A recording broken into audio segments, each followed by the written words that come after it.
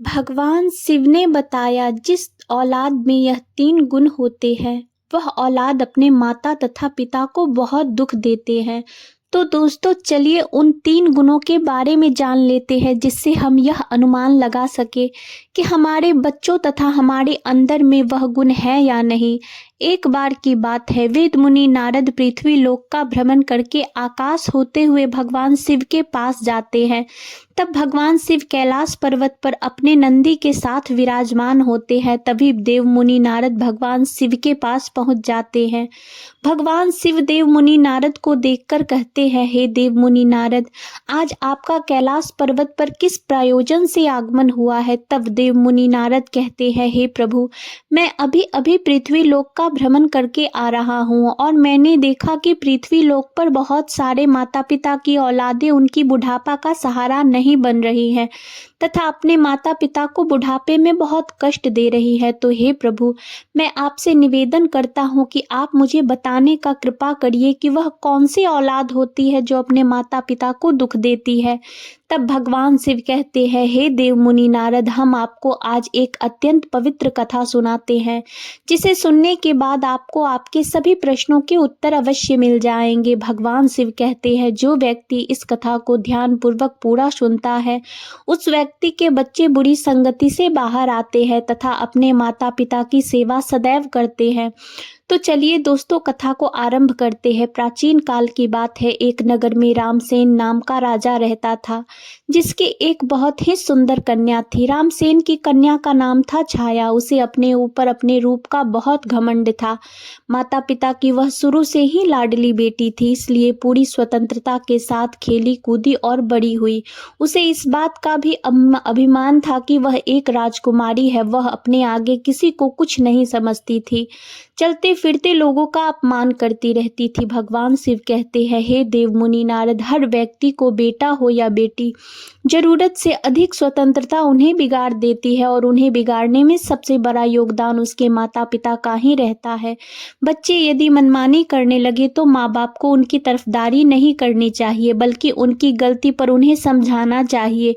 जरूरत पड़े तो डांट फटकार भी लगानी चाहिए और बच्चे भी आपकी बात तभी मानेंगे जब आप उन्हें बचपन से समझाया होगा, उनकी हर एक गतिविधि पर नजर रखी होगी, उन्हें आदर्श का पाठ पढ़ाया होगा, उन्हें संस्कारों से सींचा होगा। यदि माता पिता ने ऐसा नहीं किया है तो औलाद के बड़े होने पर आप उन्हें दंडित करके भी नहीं सुधार सकते। तब तो आपका समझाना भी उनको तीर की बाण की भांति चुभेगा, वह आपके वश से बाहर हो जाएंगे। भगवान शिव कहते हैं, हे देव मुनि नारद, राजा रामसेन की कन्या के लिए जो भी रिश्ता आता तो वह अपने दुष्ट स्वभाव के चलते वह उसे लौटा देती थी। उसके लिए ना जाने कितने रिश्ते आए और उसने सबको अपमानित करके उसकी हंसी उड़ाते हुए वहां से वापस कर देती थी। राजा भी बेटी की इन हरकतों से बहुत परेशान हो चुका था।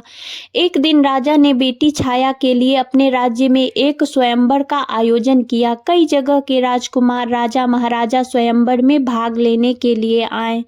सारे राजा महाराजा आकर अपने अपने आसन पर बैठ गए। उधर राजकुमारी छाया हाथ में माला लेकर अपनी सहेलियों के साथ राज दरबार में जा रही थी। छाया अपनी सुंदरता के घमंड में भरी हुई थी। सभी राजकुमारों को गौर से देखती हुई आगे को बढ़ने लगी।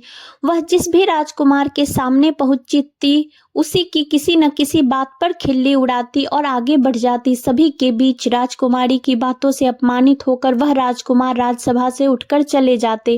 राजकुमारी एक मोटे से राजकुमार के सामने पहुंची। वह उस मोटे राजकुमार की हंसी उड़ाती हुई अपनी सहेलियों से बोली, हे सहेली, देखो तो इन महाशय को, इनका शरीर कैसा लग रहा है, जैसे किसी ने आटे का बोरा रख दिया हो। उसके शरीर की बनावट पर वह काफी देर तक हंसी उड़ाती रही। वह राजकुमार राजकुमारी की बातों से लज्जित होकर राज दरबार से चला गया। इसी तरह राजकुमारी फिर अगले राजकुमार के पास पहुंच गई। वह राजकुमार को देखने में कुछ लंबा था। राजकुमारी छाया ने अपने कटु शब्दों से उसे भी खूब अपमानित करके कहने लगी, देखो सहेली, यह तो कोई खंबा मालूम पड़ता है, इसे तो किसी चौराहे पर खड़ा करके इसके ऊपर मसाल जलानी चाहिए। राजकुमारी के अब शब्दों से पीड़ित होकर वह भी मुंह बनाता हुआ वहां से चला गया। एक राजकुमार की तो काफी बड़ी दाढ़ी थी, उसे देखकर राजकुमारी ठहाका मारकर हंसती हुई बोली, अरे सहेली, हमारे पिता ने तो स्वयंवर में लंबी दाढ़ी वाले बकरों को भी बुला लिया है, इसे तो मेरी जूती भी विवाह ना करे। दोस्तों, राजकुमारी उसके रंग रूप और दाढ़ी की खूब खिल्ली उड़ाती है, परंतु उस दाढ़ी वाले राजकुमार ने राजकुमारी के लज्जित करने पर तनिक भी बुरा नहीं माना, क्योंकि वह राजकुमारी को अपना दिल दे बैठा था। वह भी दरबार से उठकर चला गया। दोस्तों, अब तो एक एक करके राजकुमारी ने सारे राजकुमारों को बेइज्जत करके नापसंद कर दिया। अब बात छाया के पिता रामसेन को बहुत बुरी लगी। राजा साहब सोचने लगे, इस लड़की ने तो हमारे दरबार में आए हुए हमारे सारे मेहमानों को बेइज्जत किया है। इस लड़की को इसकी दुष्टता का दंड अवश्य मिलेगा। गुस्से में राजकुमार ने दरबार में यह घोषणा कर दी कि भाइयों, मैं अपनी बेटी की ऐसी हरकत के लिए आप सबसे क्षमा मांगता हूँ, पर आज मैं सबके सामने यह घोषणा करता हूँ कि इस कन्या का विवाह अब मैं किसी राजकुमार से ना करके किसी भिखारी के साथ करूँगा, जो रोज भीख मांग कर ही अपना पेट पालता हो और उसके साथ रहकर यह भी भीख मांग कर खाएगी, तो इसे अपनी करनी पर पछतावा जरूर होगा। राजा की ऐसी घोषणा सुनकर दरबार में बैठे सभी राजकुमारों ने राजा की बहुत प्रशंसा करी। सभी कहने लगे कि राजा साहब, ऐसी असभ्य अंशका कन्या के साथ ऐसा ही होना चाहिए। इतना कहकर वह सब राजकुमार राजा के दरबार से चले गए। तभी वहां से एक भजन गाता हुआ भिखारी गुजरा। भिखारी की आवाज सुनकर राजा ने अपने नौकर को भेजकर उस भिखारी को अपने दरबार में बुला लिया। उस भिखारी की बहुत ही दयनीय दशा थी। मैले कुचेले फटे पुराने वस्त्र पहने था, उसके हाथ में एक लट भी था, लंबी सी दाढ़ी थी। भिखारी राजा के सामने जाकर खड़ा हो गया और अपनी मधुर आवाज में कुछ गीत गुनगुनाने लगा। भिखारी का मधुर गीत सुनकर राजा बहुत प्रसन्न हुआ। प्रसन्न होकर राजा ने भिखारी से कहा, हम तुम्हें इनाम के रूप में अपनी बेटी सौंप रहे हैं। आज से यह तुम्हारी पत्नी है, तुम इसे अपने साथ ले जाओ और जैसे भी रूखा सूखा बन पड़े स्वयं खाना और इसको भी खिलाना। दोस्तों, अपने पिता रामसेन का ऐसा कठोर निर्णय सुनकर राजा की बात से दुखी छाया उसके पिता ने यह क्या कर डाला। पहले तो उसने भिखारी के साथ जाने से साफ इनकार किया, पर राजा का ऐसा ही आदेश था, इसलिए उसे विवश होकर भिखारी के साथ जाना पड़ा। राजा ने कहा, बेटी, तुमने किसी राजघराने में जाने का अधिकार पूरी तरह से खो दिया है। अब से यह भिखारी ही तुम्हारा पति है, इसी के साथ तुम्हें अपना जीवन बिताना पड़ेगा। अगर तुमने इसे धोखा दिया या इसके साथ छोड़ा तो तुम्हें मृत्यु दंड की सजा भी दी जा सकती है। दोस्तों, राजा ने छाया का विवाह उस भिखारी से कराने के बाद उसे अपने घर से विदा कर दिया। छाया रोती चिल्लाती छाती पीटती हुई भिखारी के साथ चली गई। भिखारी उसे लेकर खुशी खुशी एक जंगल में चला गया। उस जंगल में उसका एक अत्यंत सुंदर कुटिया थी। उस कुटिया के पास में वह भिखारी एक आम का पेड़ लगाया था। उसी पेड़ पर बहुत सारे आम पड़े और पके हुए थे। तब राजकुमारी ने बाहर जाकर देखा तो एक बहुत बड़ा और सुंदर खेत है। छाया ने उस भिखारी से पूछा, यह खेत किसका है? तो उस भिखारी ने जवाब दिया कि हे राजकुमारी, मैंने ऐसा सुना है कि यह खेत उसी दाढ़ी वाले राजकुमार का है जिसे तुमने अपने स्वयंवर में दाढ़ी वाला बकरा कहकर अपमानित किया था। पर आपका दुर्भाग्य देखिए और बदकिस्मती से मैं भी आपको उसी दाढ़ी वाले की तरह लंबी दाढ़ी वाला मिला हूँ। अगर तुम उस दाढ़ी वाले से विवाह कर लेती तो आज इस खेत की तुम स्वयं मालकिन होती, पर अब पछताने से कोई फायदा नहीं है। अब तो तुम्हें मुझ जैसे भिखारी के साथ ही जिंदगी भर रहना है। दोस्तों, फिर कुछ दूर आगे चलने पर राजकुमारी छाया को सुंदर फल फूलों से लदा हुआ एक बाग दिखाई दिया। छाया ने कहा, थोड़ी देर इस बाग में ठहरकर विश्राम कर लेते हैं। यह बाग किसका है? बहुत ही सुंदर है। भिखारी ने उत्तर दिया, राजकुमारी जी, यह बाग उसी दाढ़ी वाले बकरे का है जिसका तुमने अपमान किया था, इसलिए अतिशीघ्र विश्राम करके यहाँ से निकल जाओ, वरना वह दाढ़ी वाले राजकुमार को पता चल गया तो वह हमें अपमानित करके भगा देगा। सोचो, अगर तुम उससे विवाह कर लेती तो यह बाग भी तुम्हारा होता। भिखारी के साथ तुम्हें नहीं आना पड़ता, पर तुम्हारा घमंड ही तुम्हें यहाँ ले आया। तब दोस्तों भगवान शिवदेव मुनि नारद से कहते हैं। इस प्रकार वह बातें करते हुए आगे को बढ़ते हुए चले गए। कुछ दूर आगे जाने पर एक बहुत ही सुंदर नगर में पहुंचे। ऐसा लग रहा था जैसे वह नगर किसी राजा की राजधानी हो। छाया ने पूछा, यह नगर किस राजा का है? भिखारी ने उत्तर दिया, हे प्रिय, यह नगर मेरी नज़र से तो एक राजा का है, पर आपकी नज़र से तो यह नगर उसी दाढ़ी वाले बकरे का है जिसे तुमने बड़ी सभा में बेइज्जत किया था। सोचो, अगर तुमने उससे शादी कर ली होती तो तुम इस नगर की रानी होती। हजारों दास दासियां तुम्हारी सेवा करती, पर तुमने अपने रूप की घमंड में आकर अपनी किस्मत फोड़ ली और मुझ भिखारी के साथ विवाह करके तुमने अपनी जिंदगी को दुखों में ढकेल दिया। पर अब क्या हो सकता है, जो होना था सो हो गया। भिखारी की बात सुनकर राजकुमारी को बड़ा पश्चाताप होने लगा। कहने लगी, काश मैंने उसके साथ विवाह कर लिया होता। भिखारी ने छाया के मुख से ऐसी बात सुनकर नाराज होते हुए कहा, राजकुमारी खबरदार, जो अब तुमने दूसरे पुरुष के बारे में सोचा भी, अब तो तुम केवल मेरी पत्नी हो और मैं ही तुम्हारा पति हूँ। अब महलों के सपने देखना छोड़कर तुम्हें मेरे साथ मेरी झोपड़ी में रहना चाहिए। दोस्तों, इतना कहकर भिखारी राजकुमारी को अपनी झोपड़ी के पास ले गया, जो राजा के उस नगर से कुछ दूर एक तालाब के किनारे बनी हुई थी। झोपड़ी देखकर छाया को बड़ा क्रोध आया। कहने लगी, यह कितनी बेकार सी झोपड़ी है, मैं इसमें कैसे रह पाऊंगी? इसमें रहकर मेरा दम घुटने लगेगा। मैं बहुत बड़े महलों की रानी हूँ, इस छोटी सी झोपड़ी में मेरा गुजारा कैसे होगा? भिखारी बोला, राजकुमारी, अब आज से यही झोपड़ी तुम्हारा नया घर है और इसी में तुम्हें रहना पड़ेगा। छाया ने पूछा कि यहाँ पर तुम्हारा कोई नौकर चाकर नहीं दिखाई दे रहा? झोपड़ी की साफ सफाई कौन करेगा? भिखारी ने कहा, हे राजकुमारी, यह तुम क्या कह रही हो? मैं कोई राजा नहीं हूँ, ना कोई राजा का बड़ा अधिकारी या कर्मचारी हूँ जो मेरे पास नौकर चाकर होंगे। मैं तो खुद एक भिखारी हूँ। मैं तो नौकरों से भी बहुत गया गुजरा हूँ। झोपड़ी का सारा काम अब तुम्हें और मुझे ही करना है। चलो, अब तुम पहले झोपड़ी की साफ सफाई करो, फिर मेरे लिए खाना बनाओ, मुझे बहुत भूख लगी है। चलते चलते मैं थक चुका हूँ। तब भगवान शिवदेव मुनि नारद से कहते हैं, छाया को भोजन बनाना तो आता ही नहीं था, इसलिए भिखारी और राजकुमारी ने मिलकर उल्टा सीधा खाना बनाया और खाकर दोनों सो गए। दूसरे दिन भिखारी ने राजकुमारी को जगाया और घर का सारा काम करने को कहा। राजकुमारी पूरे दिन काम करती रही और भिखारी की डांट फटकार सुनती रही। 2-4 दिन इसी तरह बीत गए। घर में जो कुछ खाने का था वह भी खत्म हो गया। भिखारी बोला, प्रिय, अब खाने को तो कुछ बचा ही नहीं। जो कुछ मैं मांग कर रखा था वह सब खत्म हो चुका है। आगे की जीविका चलाने के लिए हमें कुछ काम करना पड़ेगा। एक काम करो, मैं तुम्हें इस आम के पेड़ से आम तोड़कर टोकरी में भर के दे दूं, तुम उस आम को बाजार में जाकर बेचकर आना। राजकुमारी ने आश्चर्य से कहा, मैं आम बाजार में बेचने जाऊंगी? अगर मुझे किसी ने आम बेचते देखकर पहचान लिया तो वह मेरी बहुत हंसी उड़ाएंगे, मुझे बहुत शर्म आएगी। भिखारी बोला, काहे की शर्म? अब तो तुम रानी नहीं हो, तुम एक भिखारी की पत्नी हो, तो शर्म क्यों? तुम्हें तब लगता जब तुम उस दाढ़ी वाले की पत्नी होती और वह तुमसे बाजार में आम बेचने को कहता। अब अगर शर्म ही आती है तो फिर भूखे मरो। दोस्तों, मजबूर होकर राजकुमारी बाजार में आम बेचने चली गई।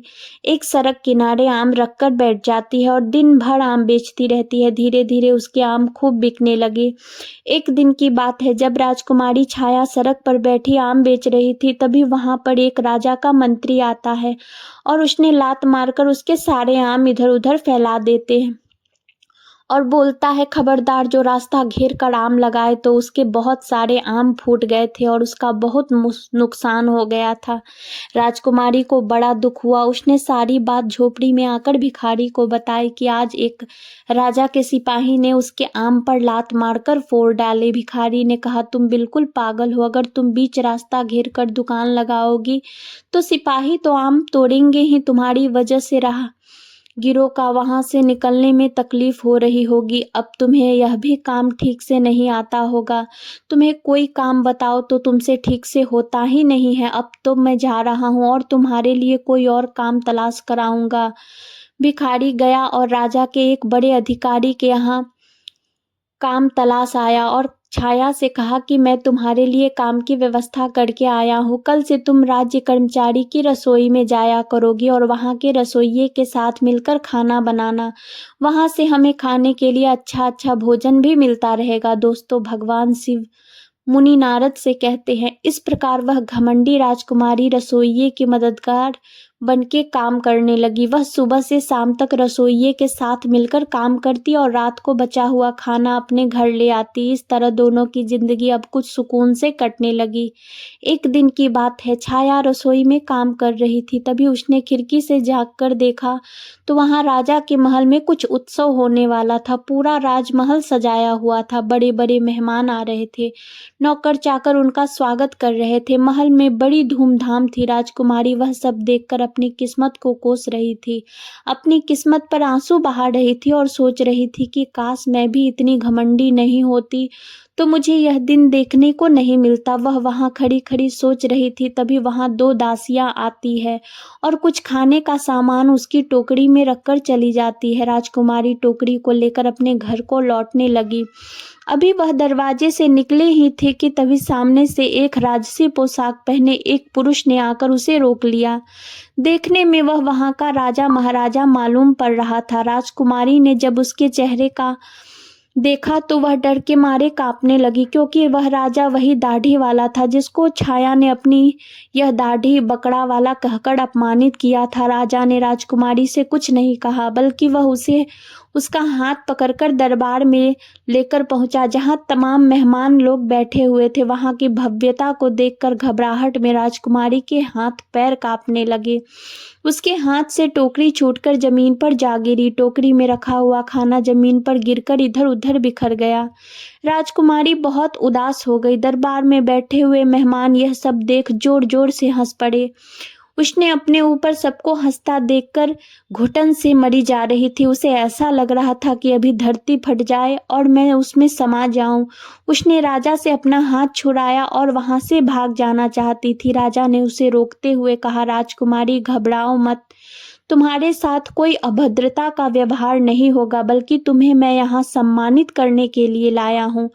मैं वही तुम्हारा भिखारी पति हूँ जो तुम्हारे साथ झोपड़ी में रहता था, और मैं वही सिपाही हूँ जिसने तुम्हारे आम को फोड़े थे। मैं ही यहाँ का राजा हूँ और वही दाढ़ी वाला बकरा हूँ। मैंने तुम्हारे साथ भिखारी बनकर विवाह इसलिए किया था क्योंकि मैं तुम्हें चाहता था, और तुम्हारे पिता की प्रतिज्ञा को ध्यान में रखते हुए मुझे भिखारी की वेशभूषा बनानी पड़ी। मैंने भिखारी बनकर तो तुमसे विवाह कर लिया। अब तुम्हारा घमंड भी नष्ट हो चुका है। इतने सारे मेहमान हमारे स्वागत में आए हैं। अब मैं तुमसे सम्मान पूर्वक विवाह करूंगा। फिर भगवान शिवदेव मुनि नारद से कहते हैं, यह सुनकर राजकुमारी को बड़ी प्रसन्नता हुई। खुशी से उसकी आंखों से आंसुएं भरकर निकलने लगी। अब तो दासी आई और उन्हें दुल्हन के नए जोड़े में सजाकर लाई।